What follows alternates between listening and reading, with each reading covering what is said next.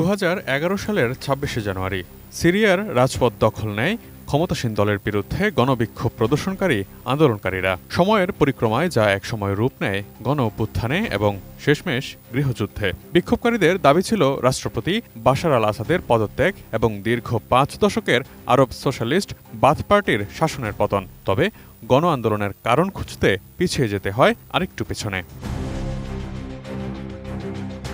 2010 সালের শুরু থেকে আরব বিশ্বের বিভিন্ন দেশে বয়ে যাওয়া আরব বসন্ত নামের গণবিপ্লবের ঝড় এসে লাগে সিরিয়াতেও। একে একে লেভান্ত অঞ্চলের বহু দেশে ক্ষমতার পালাবদল ঘটে, কিন্তু সিরিয়ায় সরকারের পতন ঘটেনি। ঘটে যায় এই শতকের অন্যতম রক্তক্ষয়ী এক গৃহযুদ্ধ।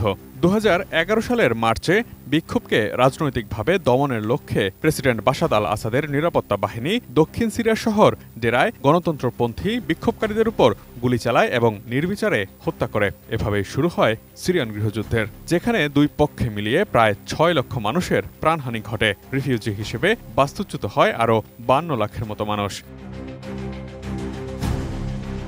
সিরিয়ায় গৃহযুদ্ধ থমকে ছিল বেশ কিছুটা সময়, কিন্তু 13 বছর পর সহিংসতার নতুন পর্ব শুরু হয়েছে বিদ্রোহী গোষ্ঠী হায়াত আল তাহরির আল শামস বা HTS এর আলেপ্পো শহর দখলের মাধ্যমে।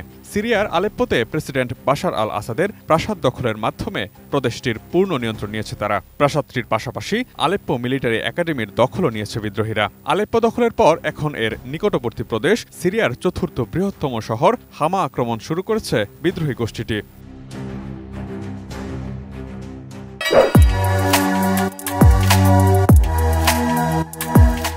একই সাথে বিদ্রোহীদের নিয়ন্ত্রিত অঞ্চলে সিরিয়া ও রাশিয়ার বিমান হামলাও অব্যাহত আছে। সিরিয়ায় গৃহযুদ্ধ যখন মারাত্মক আকার ধারণ করেছিল, তখন প্রেসিডেন্ট বাশার আল আসাদকে ক্ষমতায় রাখতে রাশিয়ার বিমান বাহিনী গুরুত্বপূর্ণ ভূমিকা পালন করেছিল। একই সময় বিদ্রোহীদের অপ্রত্যাশিত অভিযান প্রতিহত করতে ইরান সিরিয়ার সরকারকে সমর্থন করার অঙ্গীকার করেছে।